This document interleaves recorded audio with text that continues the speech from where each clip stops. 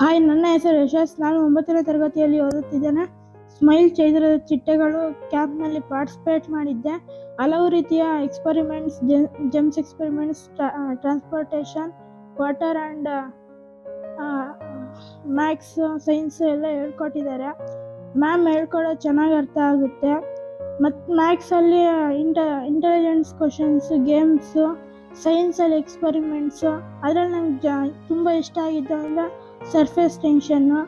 ಅದು ಸರ್ಫೇಸ್ ಟೆನ್ಷನಲ್ಲಿ ಒಂದು playing card water ಇಟ್ಟಾಗ ಅದು ಒಂಥರ ಮ್ಯಾಜಿಕ್ಕು ಅನಿಸ್ತು, ಎಕ್ಸ್ಪರಿಮೆಂಟು ಅನಿಸ್ತು. ಮತ್ತು ಟ್ರಾವೆಲಿಂಗ್ ವಾಟರಲ್ಲೂ ಅಷ್ಟೇ ಮ್ಯಾಜಿಕ್ ಥರ ಇತ್ತು. ಅದು ಟಿಶ್ಯೂ ಪೇಪರು ಒಂದು ಗ್ಲಾಸಲ್ಲಿ ಇಟ್ಟಾಗ ಅದು ಹೆಂಗೆ ಸಪ್ಲೈ ಆಗುತ್ತೆ ವಾಟರು ಅಂತ ಕ್ವಶನ್ ಬಂತು. ಹಲವು ರೀತಿಯ ಈ ಥರ ಕ್ವಶನ್ಸ್ ಬಂತು. ನಾವು ಫೋನಲ್ಲಿ ಚೆಕ್ ಮಾಡಿಕೊಂಡು ಕೇಳಿಕೊಂಡು ತಿಳ್ಕೊಂಡೆ.